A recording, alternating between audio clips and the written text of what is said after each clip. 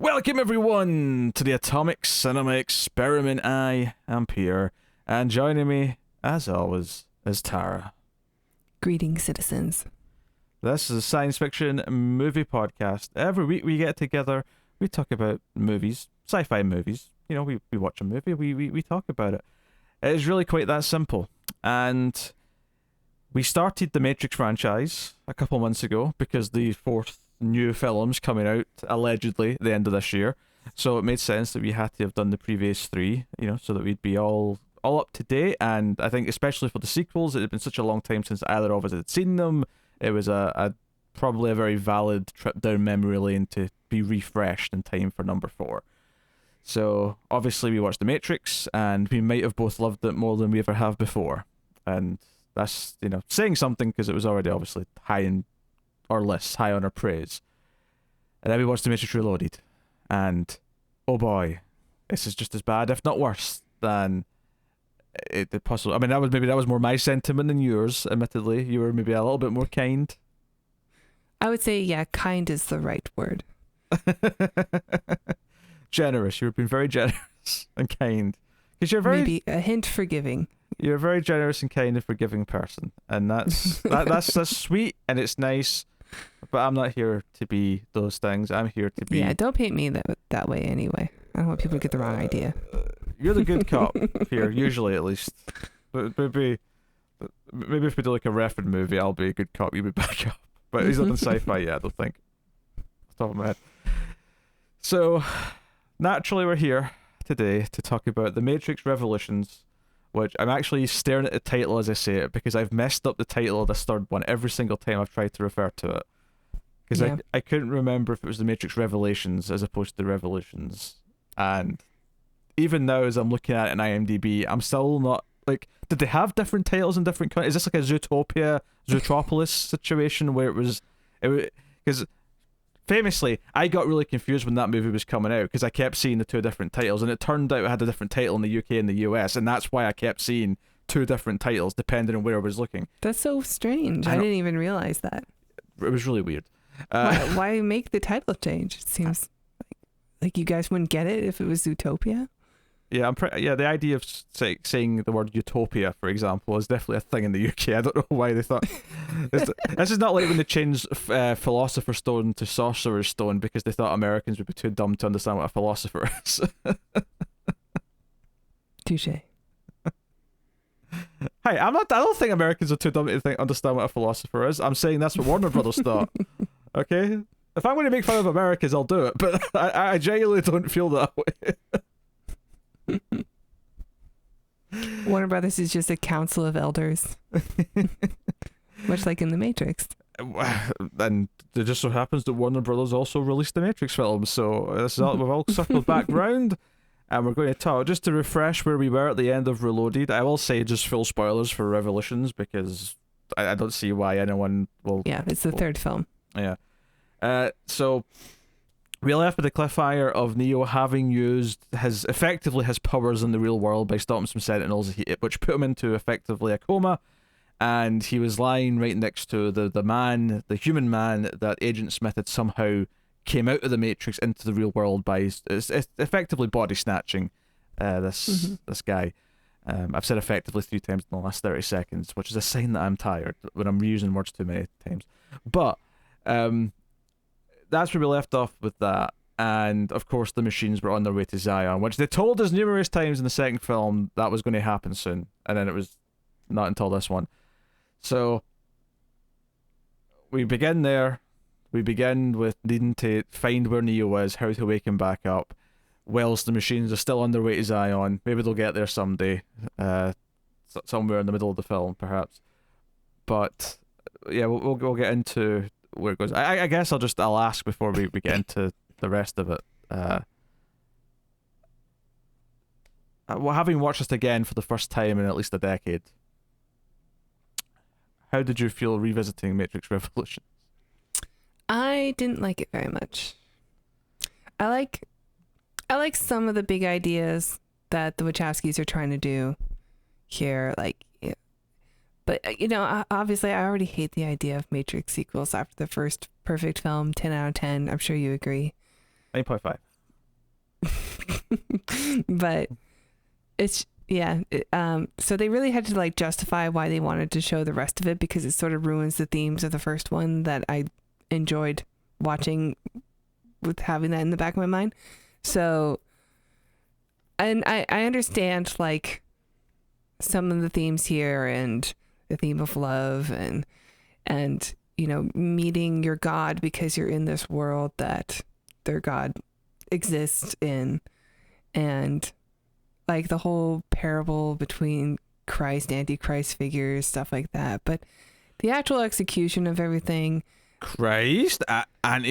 You're telling me there's allusions to Christianity in this film? I didn't. That's shocking to me. I didn't see no such things. Shut your mouth. You shut your mouth. I know you're tired right now. But so I mean, you know, big ideas, got it. But the actual like watching of the film is not very enjoyable. Like there's not even like any like really big segments like the first two movies. Like at least the second one had like, you know, the highway thing that's really cool, or like some of the fights were really good, even though you disagree. There weren't like these big set pieces. This was like, we're gonna have a big war that's hard to watch because it's just a bunch of swirly squiggly things and a lot of sweaty people in CGI machines, and some people doing some tricksy flying maneuvers for a while, and that gets real boring. And then when we do get some fight stuff that, you know, we're expecting to get, so one-on-one fights, it's just so the word you're looking big. for. The word you're looking for. This fight towards the end between Neo and Smith. The word you're looking for is anime. Yeah, it's very anime. It's very big. It's very like, we're just gonna make the punches the size of a city or a nuclear bomb. And it's not fun to watch anymore. Yeah, so it's pretty disappointing. And but you know, the big ideas that were established from the architect and the Oracle, I don't mind that stuff continuing. Some of the ideas with I guess like the computer characters that are inside of the Matrix are interesting, like their development, but overall it's not very good. I thought this was laughably bad in places. There were times in this where like not like so entertainingly laughably bad that I would enjoy watching it as a bad movie. It's too depressing and dull for that most of the time. But there's a famous shot of Smith sort of laughing maniacally in this, and it kind of sums up how I felt about Smith in the entire duration of this movie, and to an extent the last one as well, but this one especially. He is chewing the scenery in a way that feels like a parody of what he was in the first film, because he was chewing scenery in the first film. He was monologuing a bit, but somehow like it feels like in a lot of ways they went into these sequels going, we have to have lots of Matrixy things happen again, without having the story first, and then the story was built around having Matrixy things happen.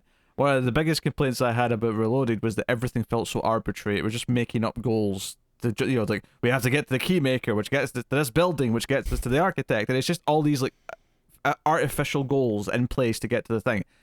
Yeah. And this isn't as guilty of that just because of the nature of like a lot of it's the war in Zion, but it's still there. Like the opening section of this film, the opening like half hour or whatever is purely just about getting to Neo, who's in a new place that we've never heard about, which is kind of like a subsystem of the Matrix.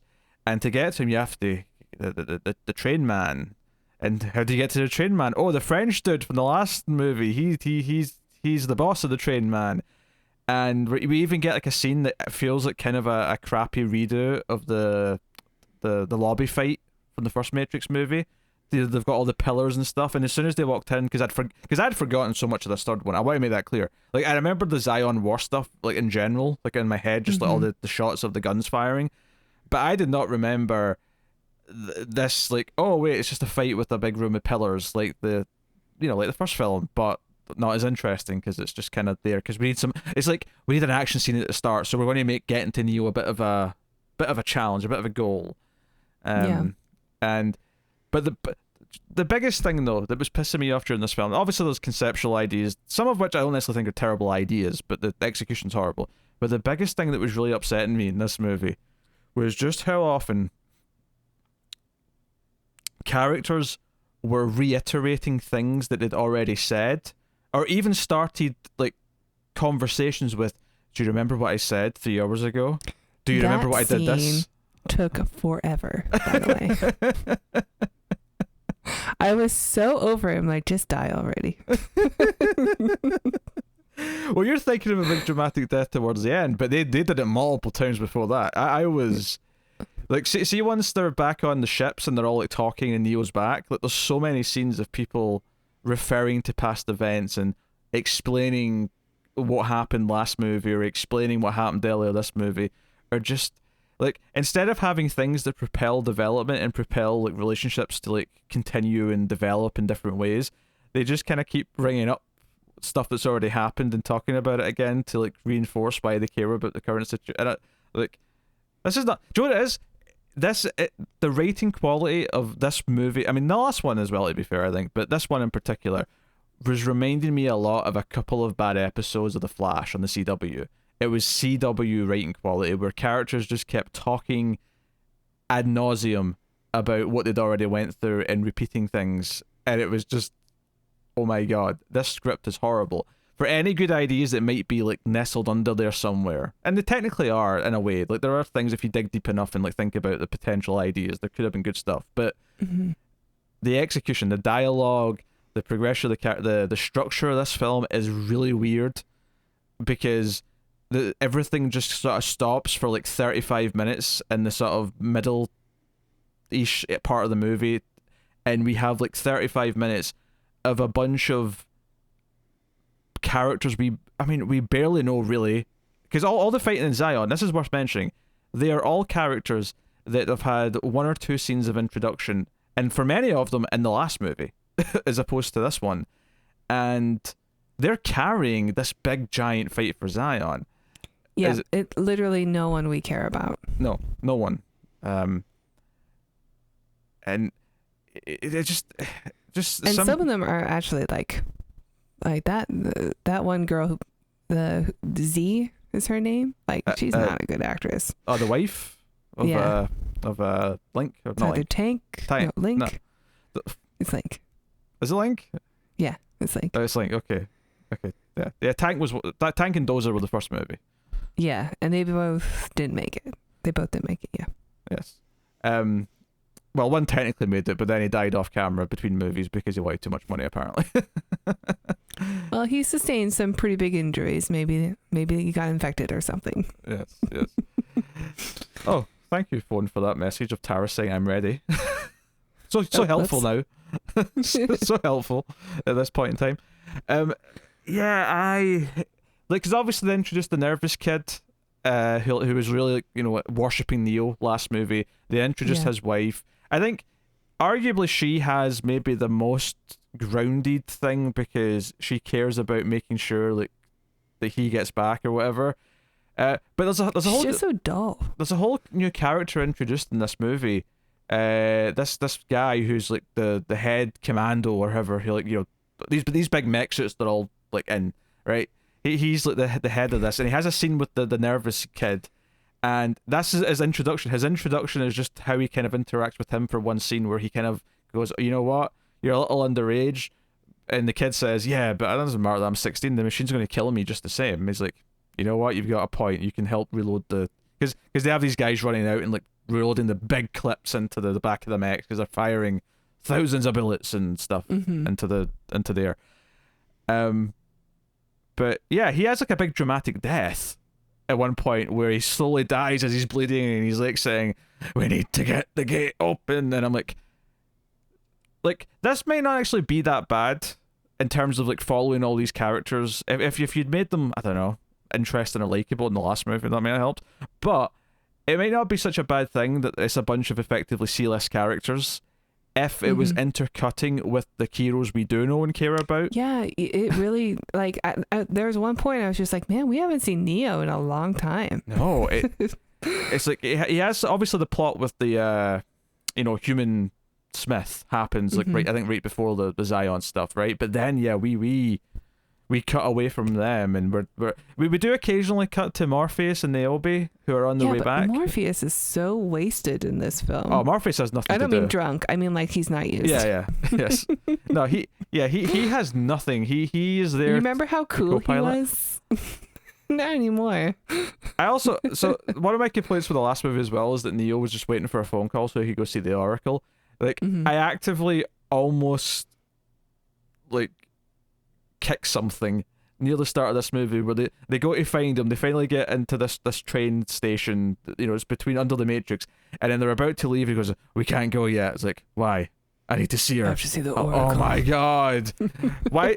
Like, it was cool and mysterious in the first movie, right? Because we didn't really understand anything and everything was so new. Which actually, one of my main complaints about these sequels, and it was especially bugging me in this one, is that the Matrix just doesn't feel the same. It doesn't have the same atmosphere as it did in the first movie.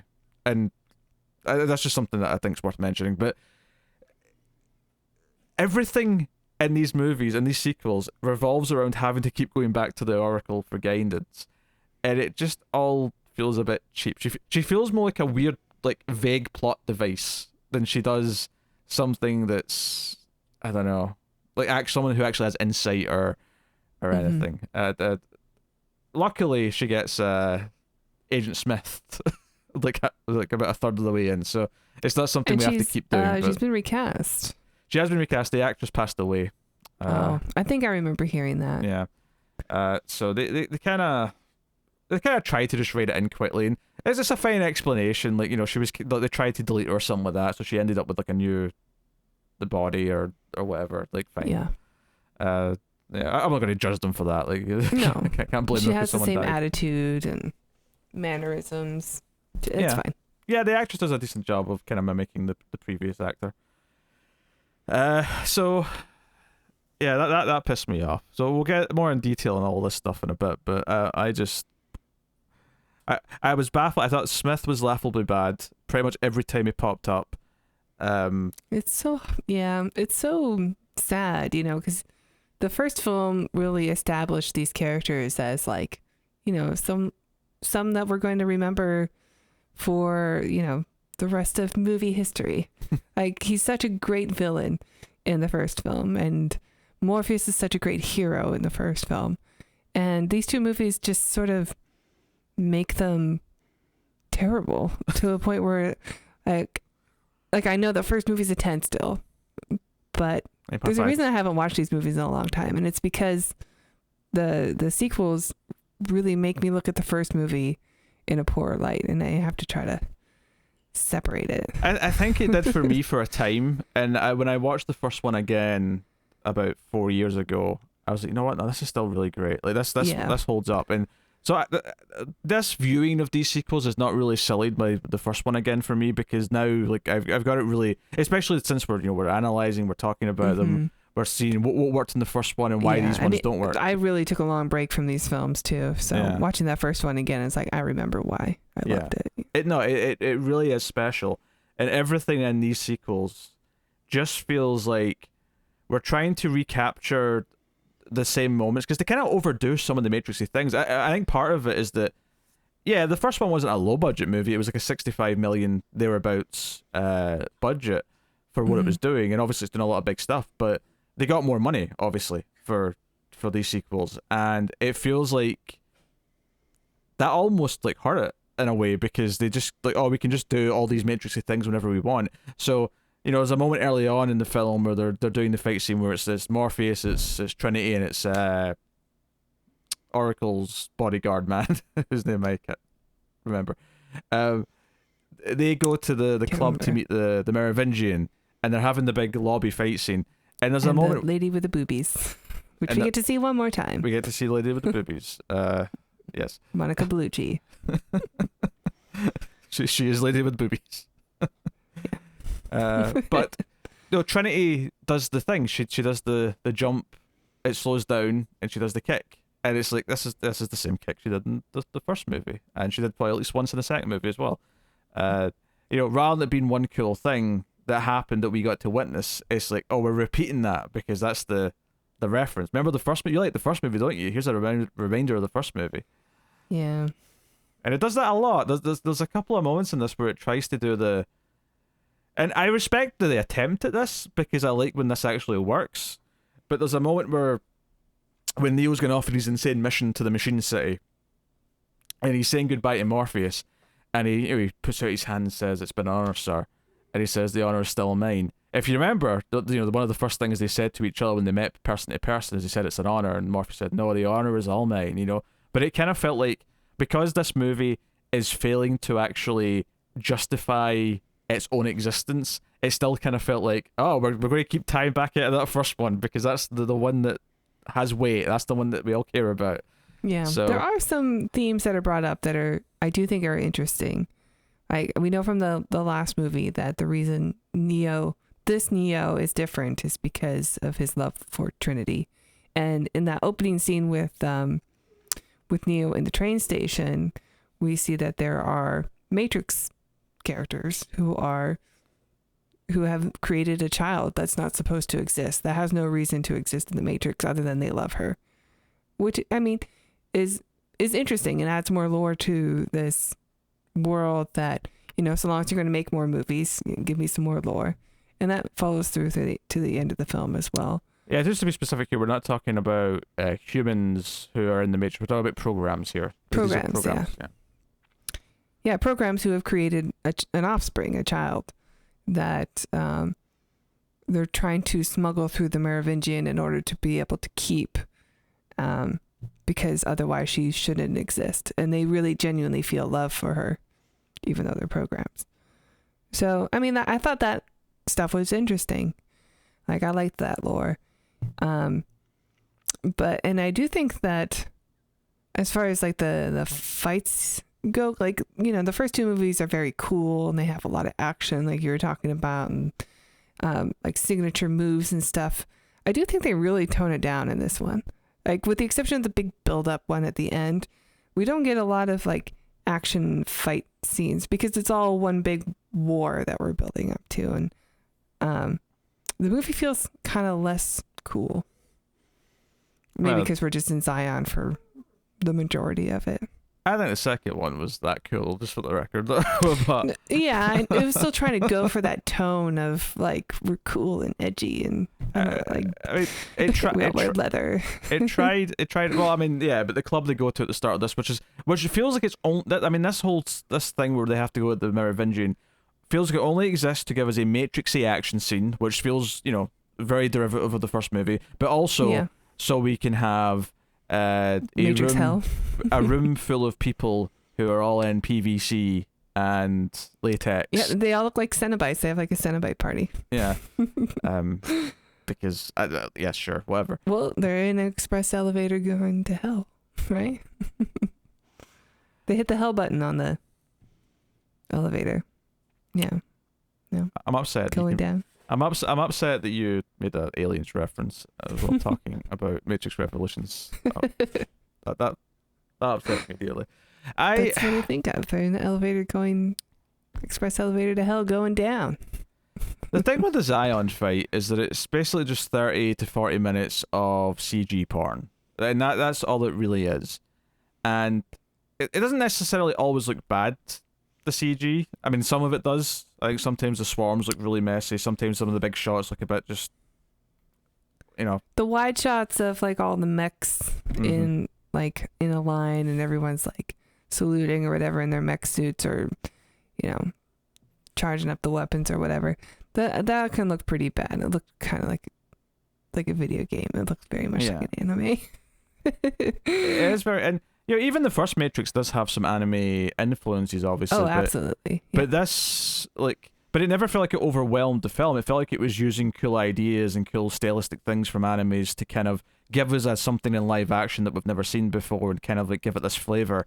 Here it just feels like it's an anime. It's just like, this movie kind of represents the reason why I don't like anime in a lot of ways, is the big bombastic action, like to like a sort of sickening degree, but without the weight and just the convoluted kind of like, because I associate a lot of the things in this movie with anime, not just the big action stuff towards the end and how over the top it is, but also the speeches and monologues about love and choice that just kind of feel like they're not really saying much by the time they stop talking, because they're just kind of, they're being so vague about it that it never really feels like it's making a point. And it's almost like the Wachowskis were making this movie for an anime audience, where I don't think the first one was. no. It feels indulgent. It feels self-indulgent. So did the second one, admittedly, to be fair, but this definitely feels indulgent. It doesn't have all the same problems of the second one, but you can definitely feel a lot of the same, like, DNA in both movies. Like, you can, especially if you think about it as one big movie that's been split in half, which it kind of feels like it was designed that way. Like, it doesn't feel like it was designed as two separate, fulfilling experiences. I mean, obviously there's a cliffhanger at the end of the second movie, but I don't... Yeah, but weren't they released like 6 months apart, though? They were, yes. Yeah. Yeah, so it is very much like you get... It's the same movie, you just get it in two chunks. Which...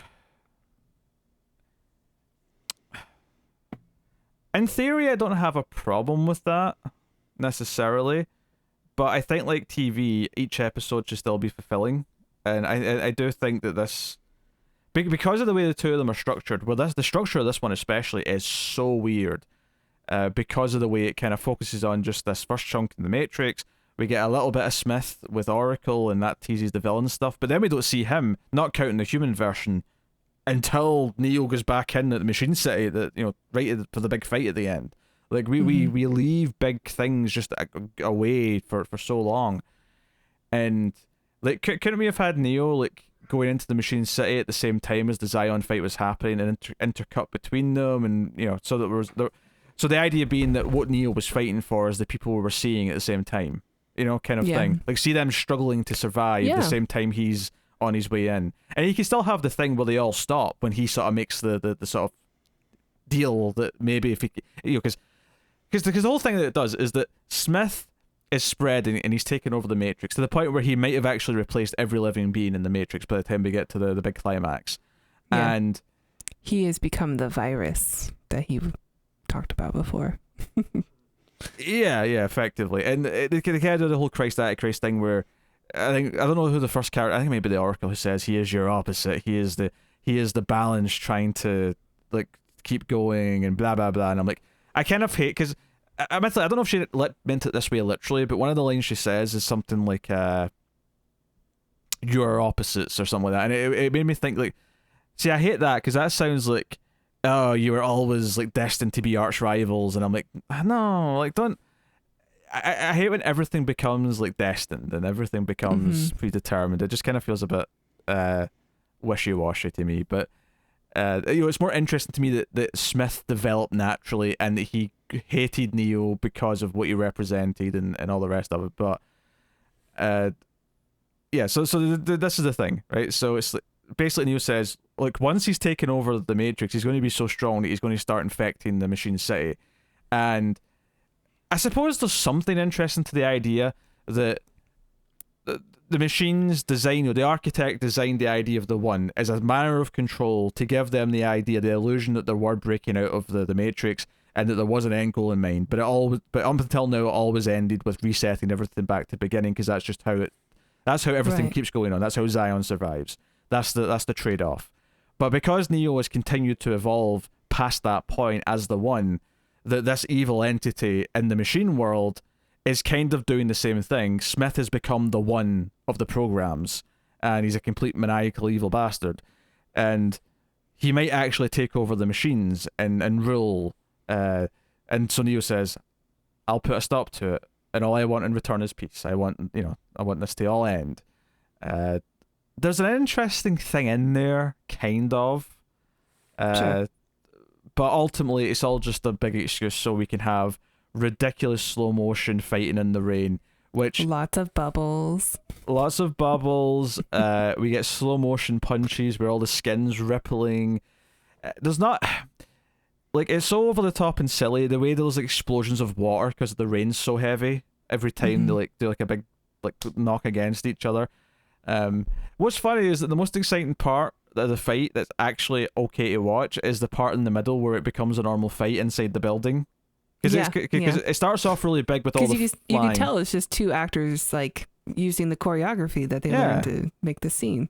Yeah, and it's obviously there's a little bit of oomph added to it. Like when Neo jumps off the wall and you kind of see the circle of the crack that forms as he puts all his pressure onto it, and just little thing. But that's obviously a lot smaller than they fly into each other like Superman and Zod, and like this explosion of water, and like everything at this point feels so fake and CG looking. And, everything's this painted image.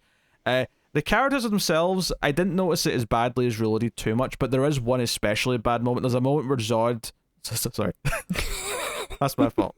I did that to myself. There's a moment where Smith gets knocked away and he sort of stops himself in air and sort of grills and he goes, "Urgh," and then he sort of swoops back in. That moment, he is so crappy CG looking that I sort of started buckling with laughter. So yeah, it's not as egregious as the second film with the crazy 88s of Smith fighting Neo in his cape. But there are some moments where it's just like, it could have worked on that a little bit longer, or if you weren't ready for this, then just don't do it. Yeah, and of course the justification for why he might have more power than he should have now is because the one that's fighting Neo is actually the Oracle. This is he took over the Oracle and actually seems to have some of her precognition powers. Right. Yeah. So which again, that's maybe like one slither that's kind of interesting, that he took over someone with a special ability in the Matrix, a special program, the mother of the Matrix, to the point where is it Smith or someone else who actually refers to her as mum? Someone actually calls her mum at some point, which I thought was interesting. But I don't remember. I remember the architect basically saying that she was the mother. Yeah, no, but someone called her mum or mother in this. I don't know if it was Smith. I think it was Smith, actually. Yeah. It's coming back to me now. But I thought that, okay, that's kind of interesting. But, so yeah, there was almost a slither of something cool about all this new stuff they've set up in these two movies. Although, I'll return to the thought I had in the last one, because I said the last one didn't need to exist in it, because it had just been the first 20 minutes of this one. And watching this one again, like, there's a lot of this that I think you could get rid of as well. I feel like between Reloaded and Revolutions, there's probably a decent movie between them if you put them together and you focus in on the parts that actually kind of might work and get rid of a lot of the excess. You could maybe do an interesting little movie that kind of does something with it. But yeah, I mean, even a lot of the Zion characters are introduced in the second film, and they don't really get a lot to do because we're waiting for them to do stuff in this movie. And so you could essentially combine that story to make it maybe it would be like an almost 3-hour film, but you could have something there. Get rid of a lot of the extra fluff. Yeah, because even this one has a lot of fluff in it, I think. Totally. There's stuff that you could totally cut out. Did you like in the Zion fight, did you like that they introduced Z's red shirt friend who was clearly there to die? Yeah. Immediately it's like, hey, okay, we've kind of introduced this other new character. She's probably going to die. In fact, it's actually a really good barometer. All of the minor characters in Zion that were introduced in the last film all survive. All of the ones who were introduced in this one, right before the fight starts, all die. Yeah. That's really sloppy writing, because it's just so blatant. I did actually like their scenes. As far as, I thought that the woman who played Z was just not good, but as far as the fight goes, it was good to just focus on one big thing that just needed to be taken down by a couple of people who can do it because they had the right placement, the right strategy, and that I thought those scenes were actually kind of good in the overall war scene. Because I was bored for a lot of it, but I sort of perked up for that one. Okay. It's because it's simple. I like what's happening. It's a simple goal. You understand the danger that they're in. I like the design of the big drill that also is kind of like a transformer and then starts drilling again. You're like, oh, it's not done yet. I think the design of some of the machine stuff in this isn't necessarily. It's a bit excessive at times, but when you get to the machine site at the end and you see kind of this. I hate that it kind of makes the face of a baby when it's talking to Neo. I think that's a little bit too over the top and kind of. Oh, I thought it was the face of an old man, but it probably was an old man, but it looked baby-esque. Maybe there's a joke in there about how you kind of become a baby again at the end of your life. You kind of revert back, but the spiky nature of it, I was like, okay, I'm getting some cyberpunk, Borg-esque stuff almost a little bit, like a Rusty Borg aesthetic. And I'm totally down for that. It didn't really feel like it fit in, like, if I think of the first movie, I don't know if a lot of what we see in this one feels like it fits in the same world, which I guess goes along with the same thing I said about the Matrix itself, feeling like it's a different vibe, and it doesn't feel like the same thing anymore. Yeah. Because you mentioned the programs feeling love, and I think one of the themes that feels like it's kind of in here, maybe they should have done more with this, is the idea that it's not about killing all of the programs, because a lot of them are innocent and a lot of them deserve life as much as the humans do. Right, That's a really interesting. I mean, obviously, yes, other stuff with AI and robots have done that theme. Of course they have, right? We've seen it done really well in other things.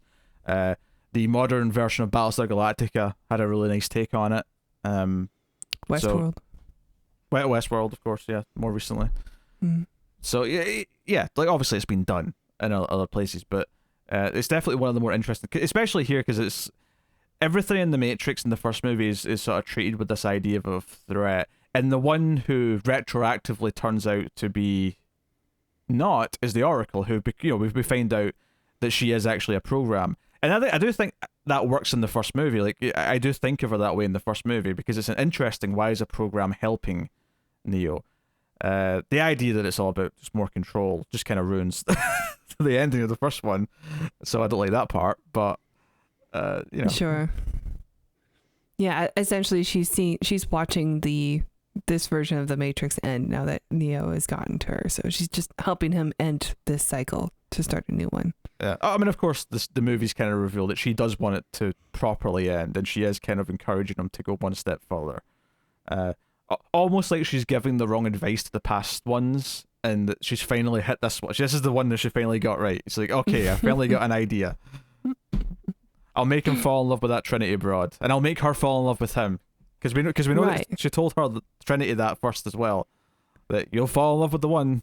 Yeah, I do like that through line between the two films. Also, that when Neo meets the Oracle, he says, you're at this stage where all Neos get to, where you can either choose to reset the Matrix and you can pick some people to repopulate Zion, because Zion will exist, or we can just eliminate everybody.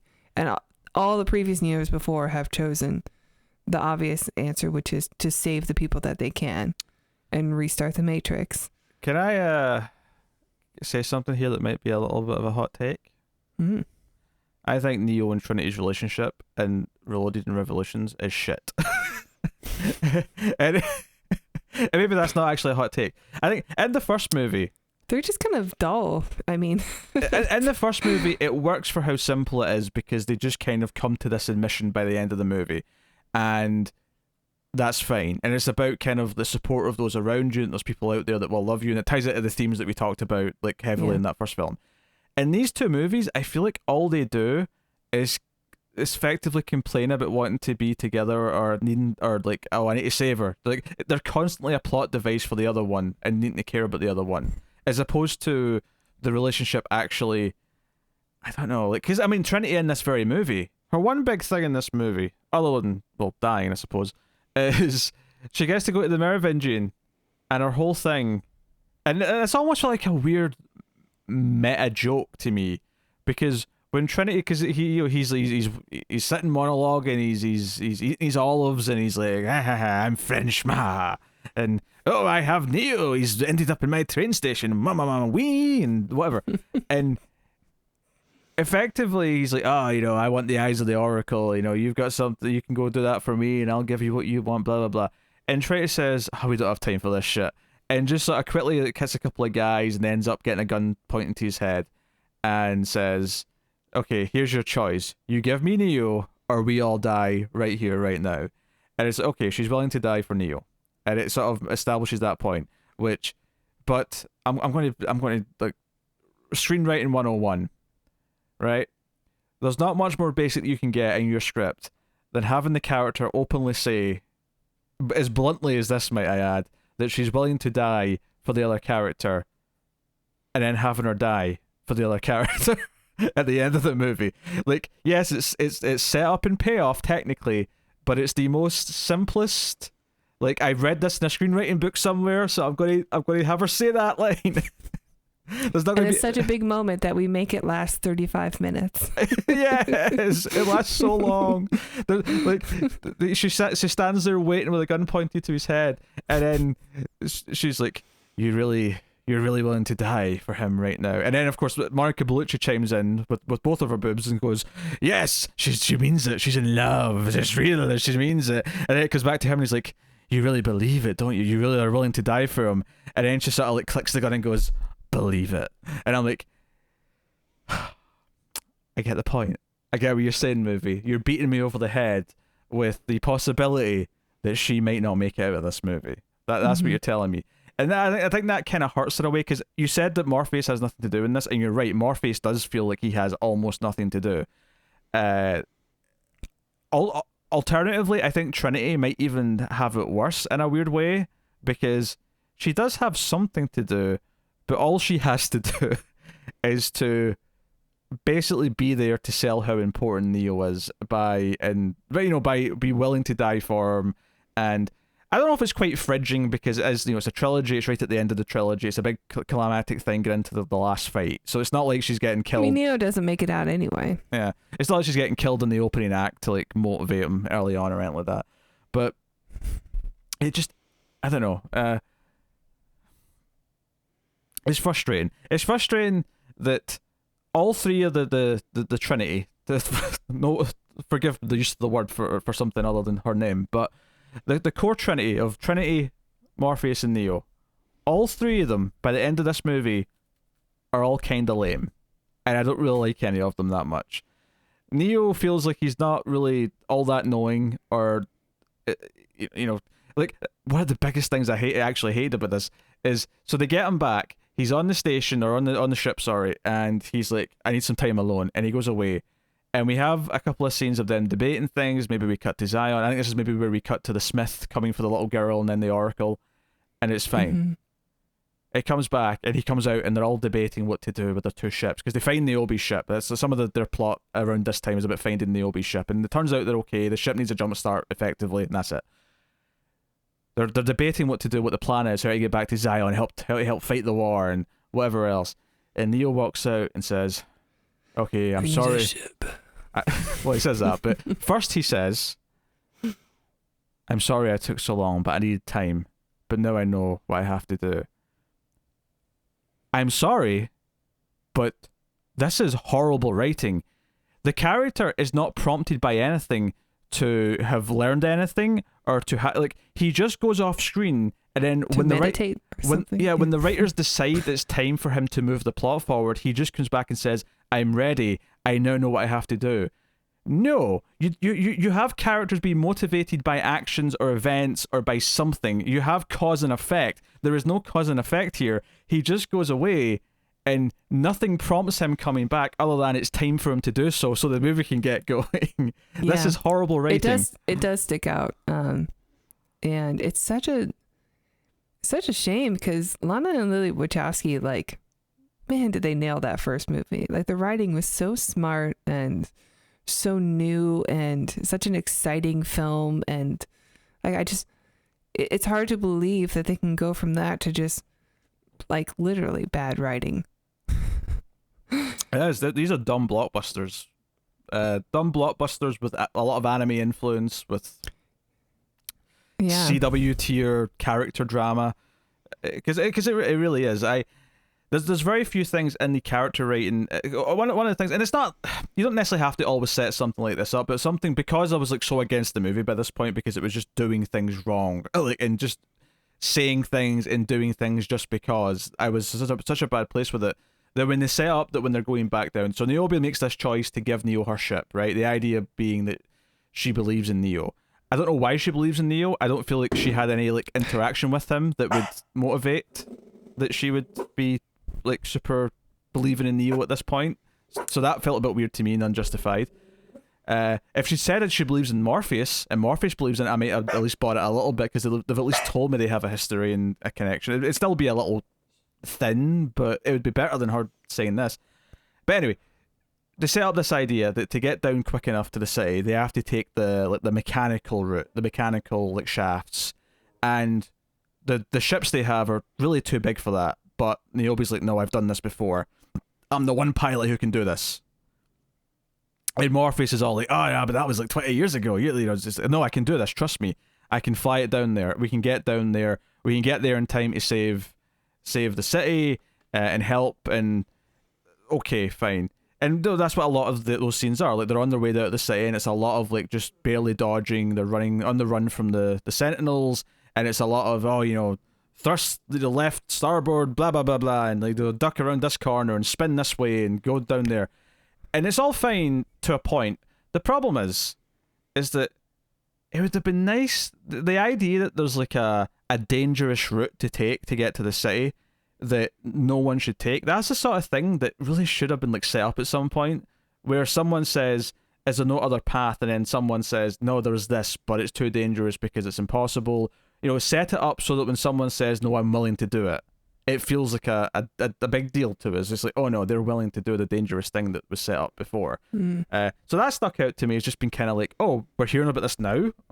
Okay. I guess this exists. I mean, mechanically, the idea that the ship has an EMP, which could, at least at the very first idea, take out like the entire like docking area full of machines, because we know that the other ships have EMPs as a sort of last ditch effort.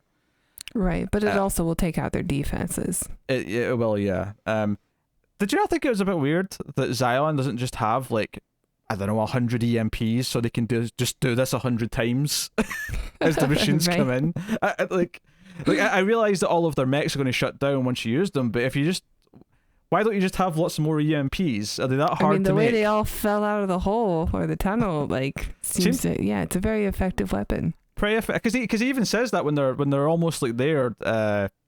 Martian Manhunter's like, oh, like they're going to assume we have EMPs, so they'll attack in waves, so that not all of their forces are like hit out with one blast. And I'm like, oh, so why don't you have EMPs? Where are they? Why aren't you using EMPs?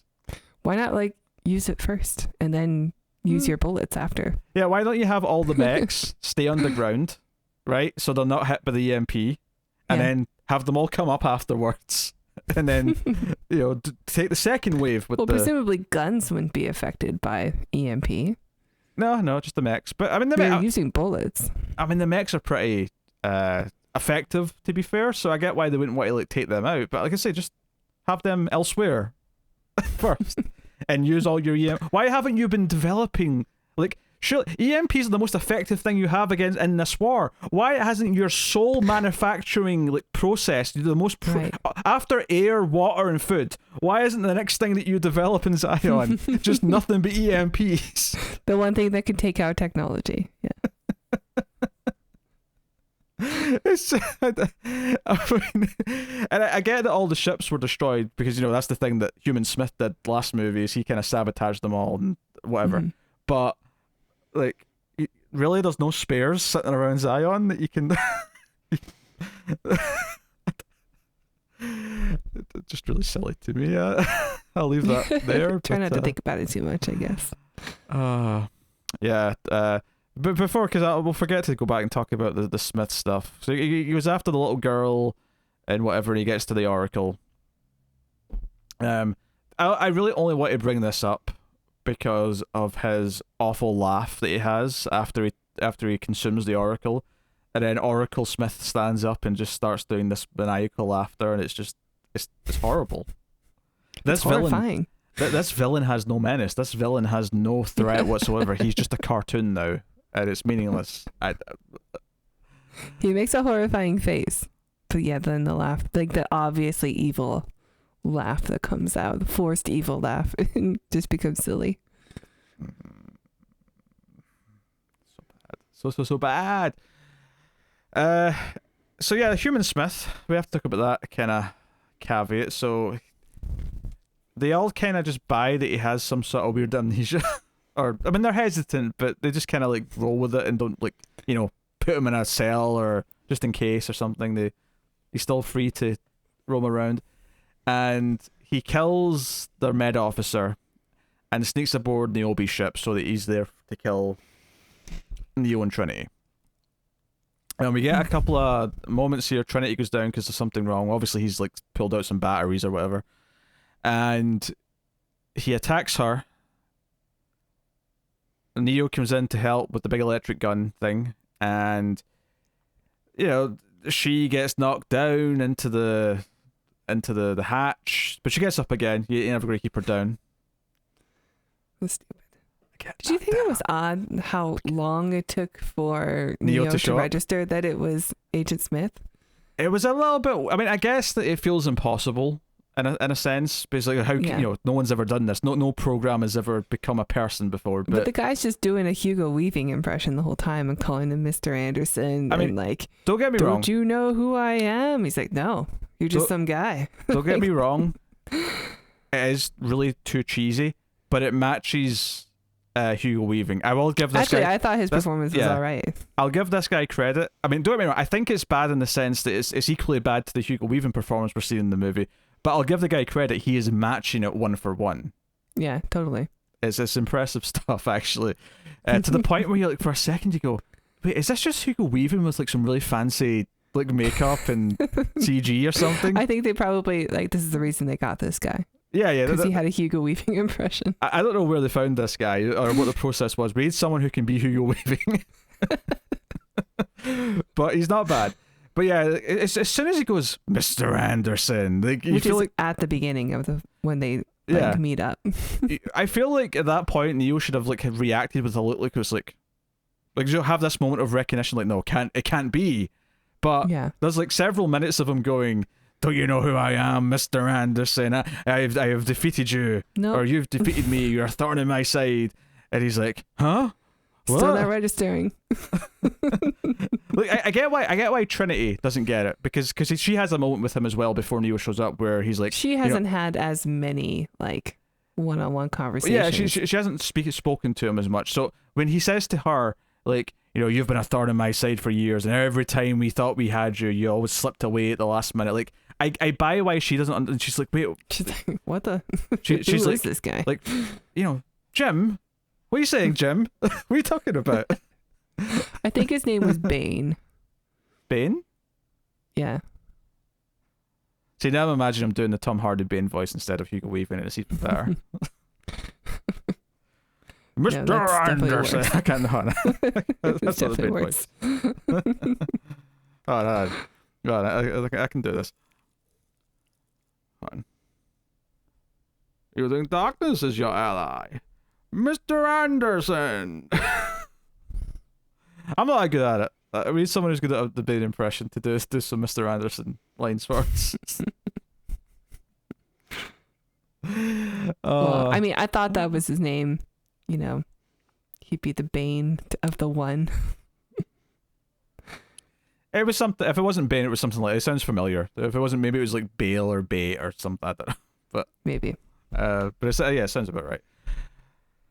Of course, the key thing here is that Neo sort of develops his like outside of the Matrix vision, where he can see anything that's machine related or connected to the network or comes from the Matrix or comes from the machines.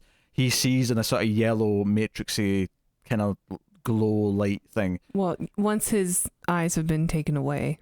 He gets his face burned and his eyesight's gone, but he can still see Smith. Because there's a whole thing where Smith's walking towards him, he's kind of cocky, he's like, oh, you can't see me now, I can just sneak up and... I like that the code of Smith has sunglasses on.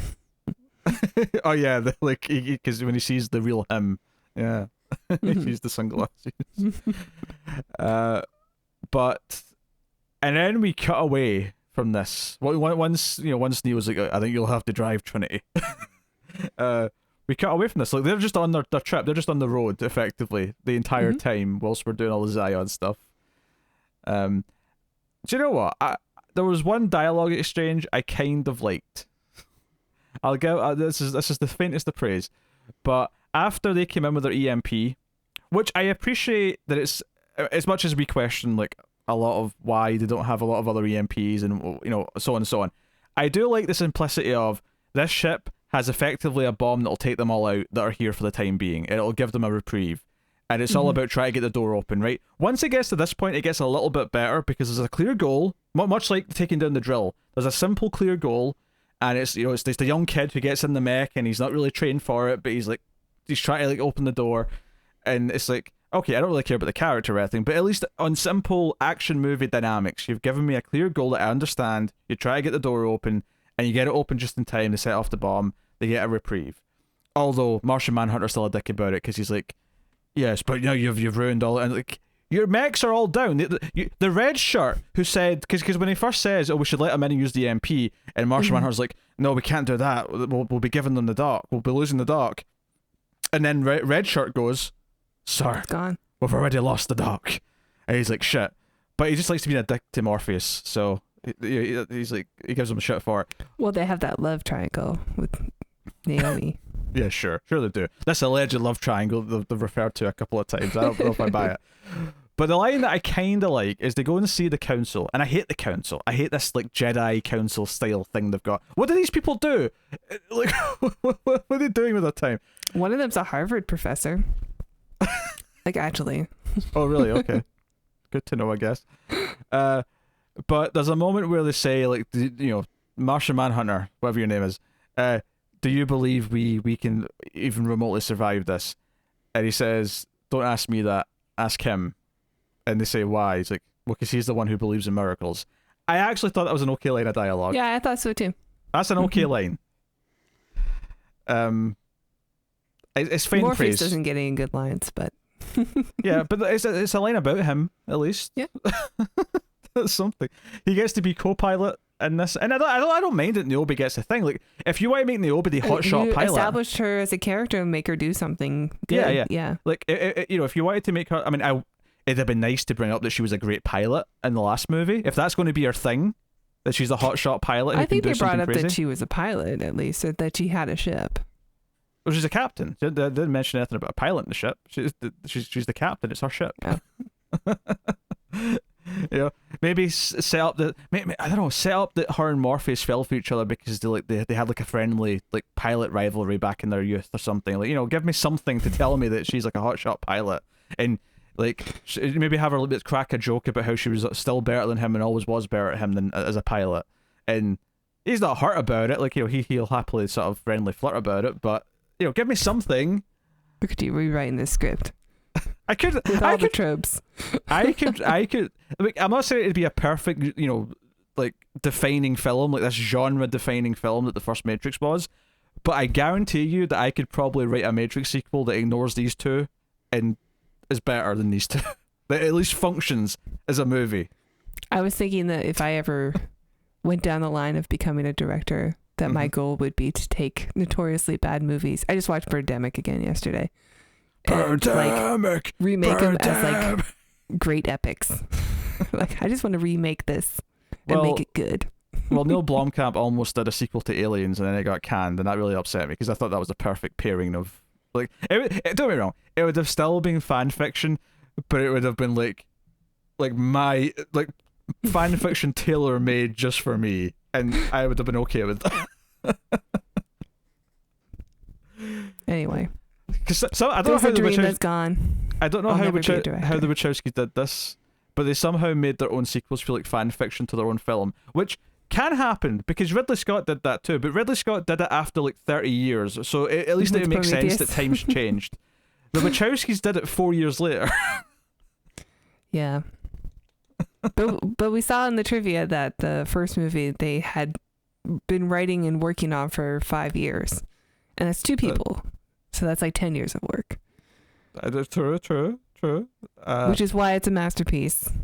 Yeah. I mean, we already over this whole, like, your first album, you have your life to write. The second album, you have 2 years. Like, we analyze why these sequels are bad in the last review. This one's more about just kind of, what does this one do more wrong? Did it bother you just how saccharine the ending is, where for some reason everyone in Zion just believes this young kid that the war's over when he runs in and they all cheer? And because this was the thing, see, when the machines first stopped, when the deal's first kind of made that Neo's going to go fight this fight, partly on behalf of the machines as well as the humans, and all the Sentinels just stop, and Morpheus walks out and goes, Neo, he fights for us. I'm like, how did he know this wasn't already the end? This already feels like definitively like they've stopped fighting you. Like, how did he Right. understand this was step one of like a No, I two-step thought thing? of that too. I'm like, Yeah. you have no idea what he's doing. Like, it seems like it seems like the war's done now Yeah. because the Like, machines have stopped. From their perspective, it feels like, the way he said he fights for us, it's like, you're making too many, the right assumptions, but you're just assuming too many things here that doesn't feel believable right now. Totally. Like, I don't know, maybe, like have Neo, like, ask the machines, hey, can you broadcast a message to Zion? Like, give them a way to communicate and say goodbye, or even if it's not like a conversation where you can talk back and forth. Like, have one of the Sentinels have like a little hologram or something that pops out of Neo standing there with his blindfold, and have him just say, I'm making a deal or something, like, so they understand the stakes and understand that he's fighting for them or something. Like there's a ceasefire basically. Yeah, there's a For temporary right now. ceasefire, Yeah. but if I succeed and take down Agent Smith, who almost no one in Zion will know who that is because it's not Most of them have never been plugged into the Matrix. Yeah. and even the ones that do, they all interact with Smith. Like, you know, there's a lot of agents in there that they've been running from. Actually, do you know what I was thinking about as I was watching this, particularly when I was really bored in the first like half hour, is I was thinking about how they really wasted in the second movie how to introduce more like ships and people that go into the Matrix, right? Because the first movie is just the one ship, right? And it's just our one very focused crew, and it feels very isolated, and it doesn't feel like, okay, maybe there's others, but it doesn't feel like there's like tons of them. It doesn't feel like there's an army of them that are all going Yeah. up and down and doing this. And I was thinking, like, yeah, like the first thing they should have thought of about expanding stuff in the sequel, mythology wise, because I think they went too far too quick, but is the idea of adding like a second ship, adding, and effectively we'll just use Niobe here as because she's the biggest example of that in these two movies. Is Yeah. okay, so you introduce Niobe and her crew, like. In the second movie, they introduced all these people by them just showing up for a meeting, and there's just a room full of people in leather coats. And it's just this nothing moment of like, oh, like, wouldn't it have been fun if like they were in an action sequence or they were running from something and they were in a pickle, and then someone like jumps out and starts to help them, and the audience, without being told explicitly, goes, wait a minute, this is someone like them. This is another like person from, who's escaped and is free and is helping them in the Matrix, and then we can sort of like meet who they are next. And like, really, the second movie shouldn't have went to the city. The second movie should have just been the idea of there's more than one ship and there's more people who are willing to like, and maybe we could have had more time to focus on building those characters and make them feel like they actually have a purpose and Yeah. stuff. I don't know. I was thinking about it. I was like, yeah, like, don't just like put me in a room full of people in leather. Like, have it be like a kind of an entrance to make it feel like a big deal. Oh, there's others. There's more.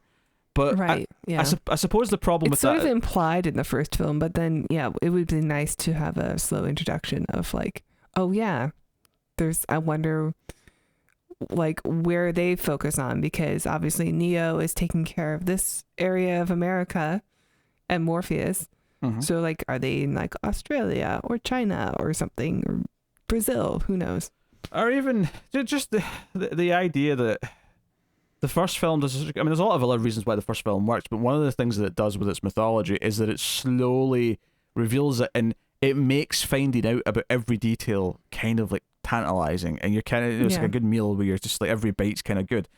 This movie or more Reloaded, I suppose, because that's one that introduces all the new things. But these two movies just like throw you in at the deep end, and it makes it all less interesting. And it's not that I'm saying that it should be more complicated. It's just that, savor each new element. Savor the idea that there's more characters that are jumping in and out of the Matrix. Savor the idea that there's good programs. But it doesn't savor these things. It just kind of, all at once, here it is. Overload. The Animatrix was before Reloaded, right? In between Matrix and Reloaded. I think it was like right before because it was like a tease up to the. It was almost like, I don't quite say it was promotion for the sequels, but it was sort of like made to time it with so it came out in DVD like, I don't know, like a few months before. I don't really like remember the Animatrix very well. I remember I enjoyed it though, for the most part, and I think those have some stories that connect to like the other characters that are introduced.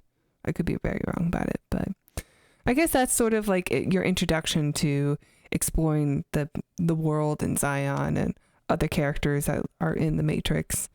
Yeah, and that's the other fundamental flaw. This one is just in why this plot's so kind of dull and uninteresting.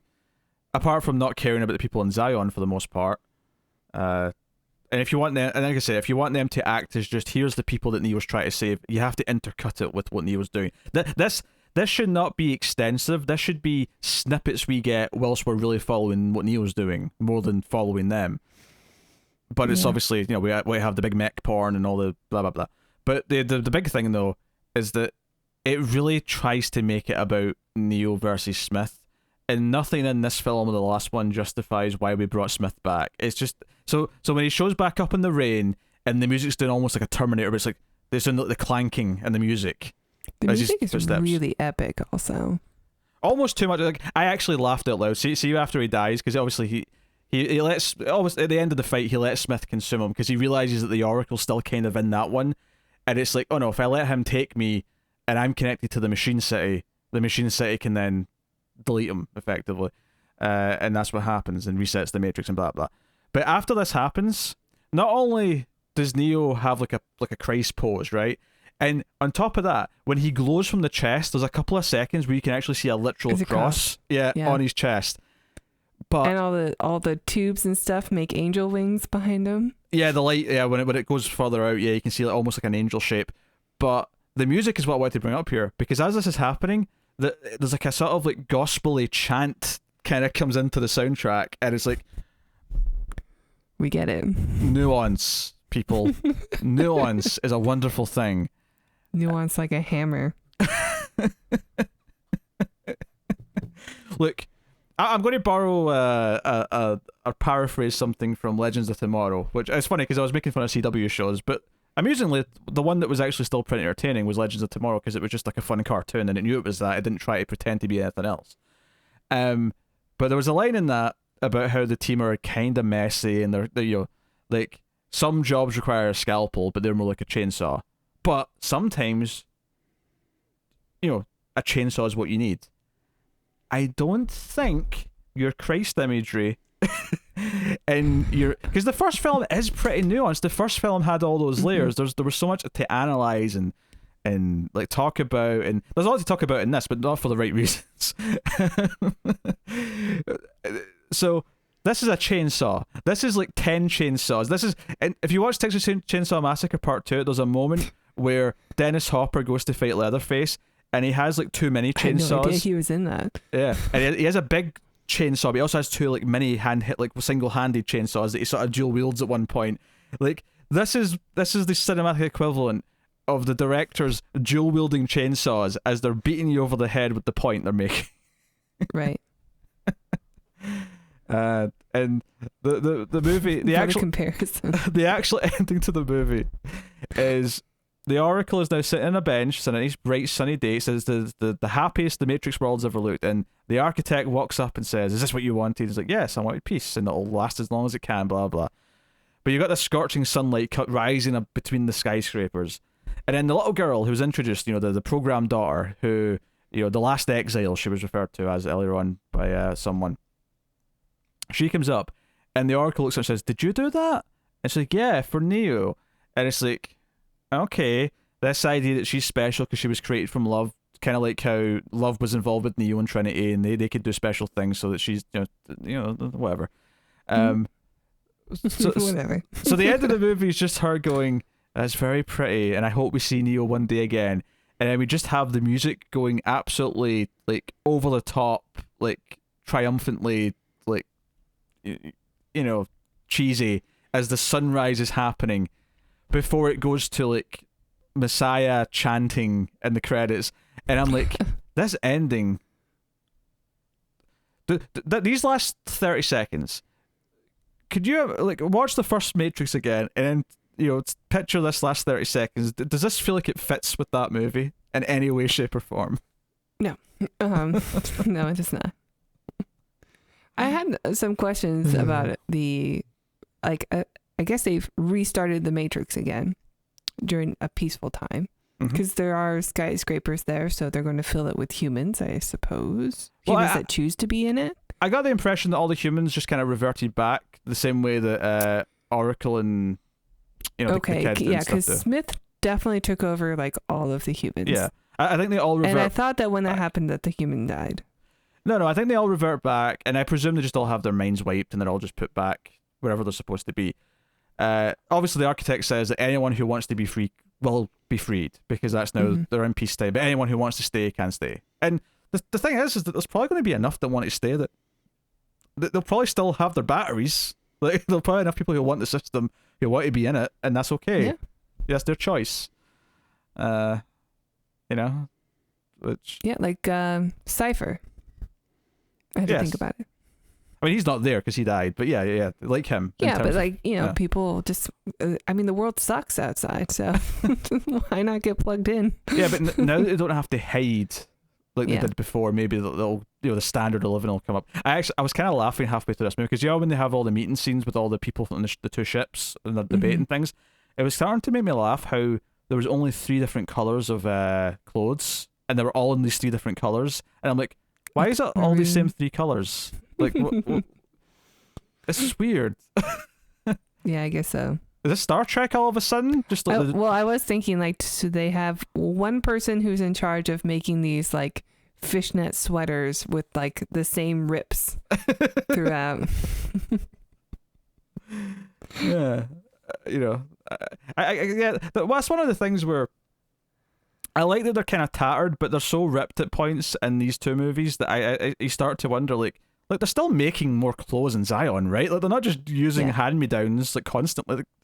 Okay, yes, I'm assuming there's not like livestock to take like natural from. Yeah, but I mean, they have other sources of fabric. There's other versions you can do. It's not the only choice. Can humans still be a battery if they just plug in through the back of the brain and not have to be put into pods like filled with goo and have the thing down their throat also?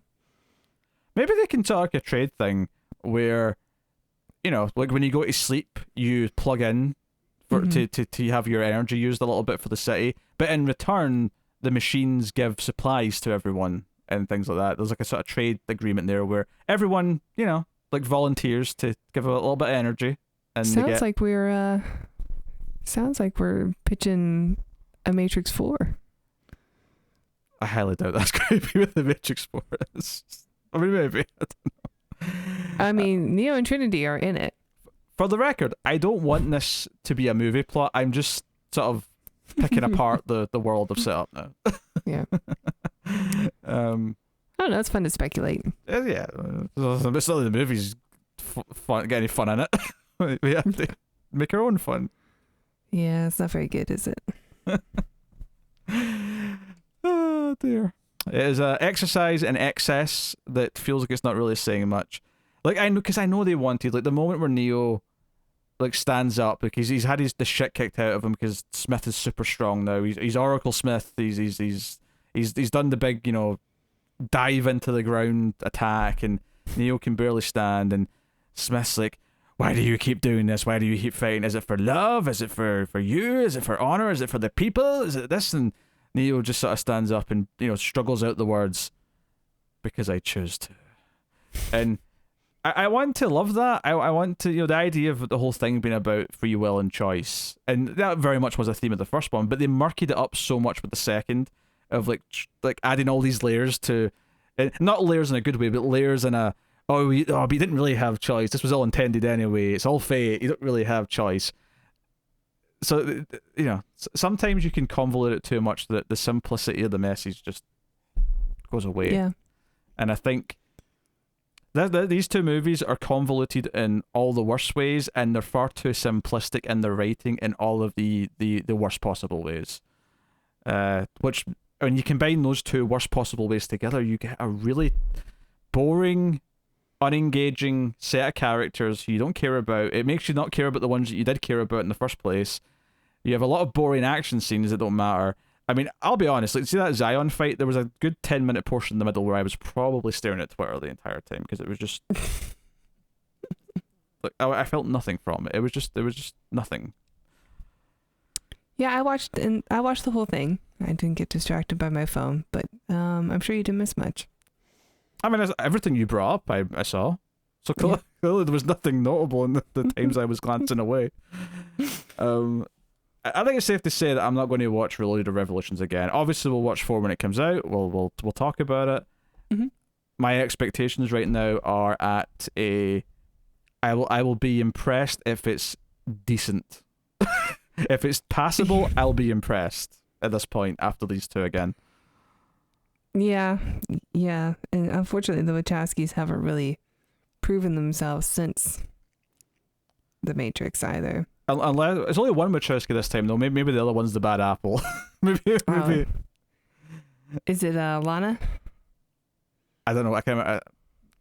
See, I immediately thought I think it was Lana is the one with the dyed hair, like the crazy hair. But I immediately thought it was Lily who was doing the new one. So, but I don't know. Now you're making me second guess myself. I'll click and find out, shall I? What one is it? What one is I have some hope for The Matrix 4. I just, I want it to be good. I want these directors to be good.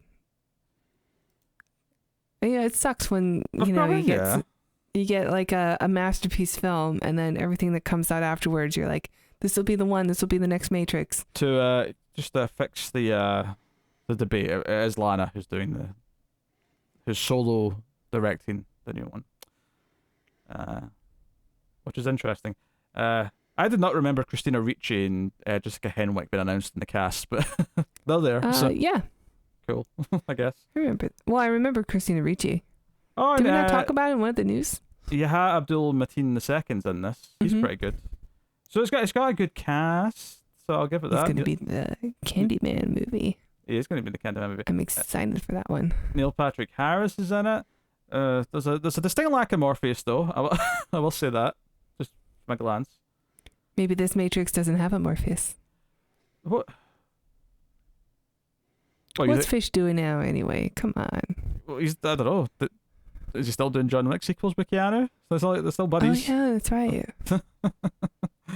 And John Wick 4 and 5 are both shooting back to back or something thereabouts. So yeah, it's the new Matrix. Do you know what? It's baffling. I saw a headline the other day. Fast and Furious 10, 11 are shooting together starting in like January, and I'm like, yeah, I heard someone reveal or say 10? Like, I guess what's his name is calling it 11 Part 1 and Part 2. Oh, they're extending it even more. But just the idea that like there was a time when this was only Friday the 13th and franchises like that would get up to insane double-digit numbers. I mean, these movies are insane. And I mean, yeah, but they're big blockbuster movies. Like, I said insane. I mean, there's nothing insane about Friday the 13th. I guess. I mean, there's so many of those, but they don't have numbers attached to them. Oh, most movies don't now. Yeah. But I think Bond, it is true, but I think the reason why we separate that a little bit in our head is because it changes the actor, so it feels like a fresh reboot every 4 or 5 years. Is Batman in double digits yet? In total? Mm. Not including the animated movies, because I think that's cheating, because there's a lot of those. Starting with the Adam West movie, I guess. If you count Adam West, you've got 7, 8, and if you include Batman v Superman, I guess that's 9. So, but that's a bit of a and stretch. Justice League. I don't know. Yeah, see, I don't know if I'd count the team up movies as part of the Batman movies. Well, okay. So I would say he's at 8. I would say Batman's at 8 movies. Soon to be 9 with Pattinson. Robert Pattinson and oh, clever. and Matt Reeves. So yes, we love Matt Reeves. Matt Reeves is very good. There's a franchise we have to return to. We do have to return to it, but we got other stuff to do as well. In the meantime, like the Tomorrow War. Well, that's not a franchise, but yes, we do have to do Tomorrow War. That's. Oh no, you're saying that's probably already went out. You've probably got that episode. Probably. Before this. Oh wait, I actually just thought of something. Hopefully it was good. Hopefully I'm wrong. I was thinking about something. I'll discuss something with Tara off air. There's executive meeting to be had between the co creators of the atomic cinema experiment. But anyway, sounds important. yeah, I guess I'm done. I don't think I have anything else that I need to add on Matrix Revolutions. It's shit. I think 2 is also shit. I think there's a lot of similar shit between the two films, but there's also things that make each one shit in their own unique ways. This one goes even more cartoony in a way that really is just hard to take serious. And with that, I will ask Tara for her rating. Yeah, it's not good. At least I thought Reloaded had some memorable moments that I still enjoyed watching. But this one, there isn't really a whole lot that I enjoyed watching it this time around. Maybe I'll revisit it again in like a couple decades. But as of right now, I'm going to give it a 4.5. Yeah, so just to reiterate some of the dialogue from one of the scenes I was complaining about, where they just reiterate things. Trinity walks into the room with her bag. Neo's got his bag. And she says, or he says, I know when, you knew when you looked at me that I had to do this. It's like, yes, just like you knew when you looked at me that I was coming with you. So we're doing this, okay? Like that was just one of the little snippets where I'm like, you're literally just describing and explaining the previous scene that you had, like the last scene you two were in. You're just describing it again, and try to make it sound Pretty meaningful. pointless. So that that's just a slither, as an example of the thing that was pissing me off the most in this movie. What did I give the last one? I gave it like a 3 or 4, didn't I? I don't remember. It was something in that range. I think I gave it a 6 or something like that. Yeah, I think this one is probably a little worse. Although I do think Reloaded is very bloated and pointless and boring. But this is boring in a different way. Which is impressive. It's impressive. There's layers of boredom to these movies, which is not something you want to be saying. So...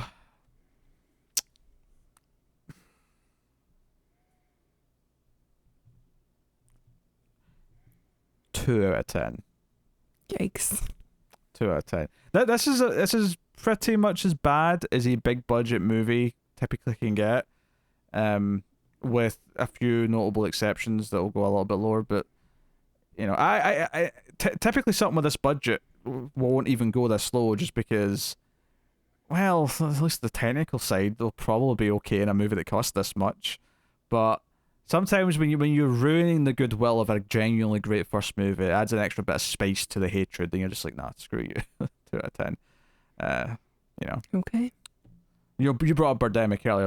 That's probably like a 0 out of 10, because that doesn't even have sound mixing. The first time you hear someone speak in that movie, you can hear like all the background audio like jump up and all that. It's like, okay, you know what? This doesn't even qualify. Boy. This is not a finished movie. I actually think the movie is funny enough on its own to be enjoyable, with the exceptions of the scenes where there are eagles screeching over and over and over again over dialogue. You're just like, just turn the eagles off, or please do something. Here's the thing. I want to make this clear. Shoot them. Just because I gave it a 0 does not mean I don't think that is more worth watching, and there's more value in watching. Even just as see if you're like learning to make movies, or write scripts or direct movies, that is a good thing to watch, to see what happens when you completely get everything wrong. Yeah, even the pronunciation of solar panels. Solar panel. So solar panel.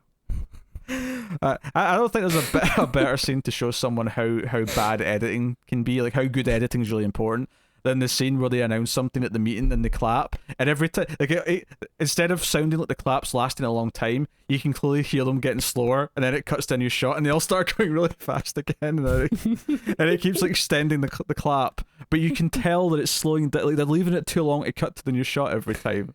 So man. So it's like, I don't know, it's really funny. Anyway, yeah, check out Birdemic, Shock and Terror, or whatever it's called. The full title. So it's a jet. That's right. So there you go. That's a discussion on Matrix Revolutions. Not the end of the story, though. We'll be back. It was for a long time, but then now everything comes back, and the at least one Wachowski wanted a payday, so here we are. We're getting The Matrix 4 at the end of this year. So yes, so in theory you should have had Tomorrow War before this, although we've not actually watched and reviewed that or recorded that episode yet. So it's a really weird thing. So I won't tell you what's coming next because it's not entirely sure, especially since I need to talk to Tara about something that might shake up things. So thank you very much for joining us, of course. But if you made it this far into the review, you can put the word Birdemic. Sure, put Birdemic into the comments. You can like and subscribe, of course. That is the main way you can help YouTube channels. Hitting those buttons is very important, so please do. Tara's going to post for the thumbnail. We've got to do this in Deep Blue Sea, and we have to record it like separately and a little bit after the fact. So it wasn't in the episode. It was just. Which you didn't end up using that anyway. I did use that.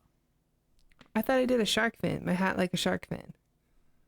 No, what I used was the pose you did in that little clip. Oh. We always Alright. record so late. I don't know what I did.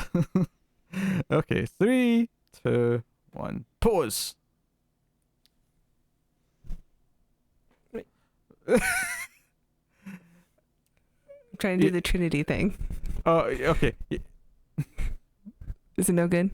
Well, our hands go up a lot higher. The problem with that is that your hand was cut off at the side, so I can't cut around it.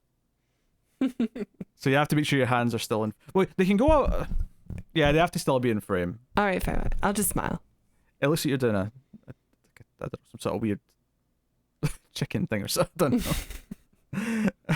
All right, move the mic out the way. Everyone knows the chicken maneuver. Okay, here we go. 3, 2, 1, pause. Huh? You look far too happy for this thumbnail, but okay, we'll go with it. Add a bit of character. It's ironic. It's an ironic smile. That's what the okay. kids are into these days. Irony. Yes. Tara, why don't you tell all the kind people about Patreon? Sure. I need to thank the producers first. Hold on, I'm forgetting my format. Oh, I'm very no. tired. I'm tired tonight, guys. Okay, I don't think I've done too badly given my current sleepiness, but thank you to Tyler Hess, Cindy Palacios, David Sharp, Born Now, Al Tradesman, Christopher Moy, David Brown, and Stanley. They're all higher tiers, the producer tier, in fact, over at patreon.com/MailFuzzTV. Tara, tell them all about it. Okay.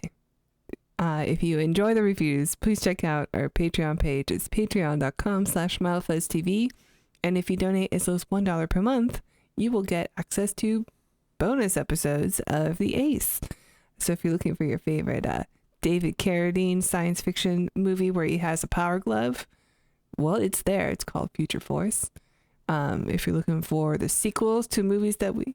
That's the one. That's the one you remembered to mention. Is the one we did like a year ago. Hey, I'm reaching. Okay, I get it.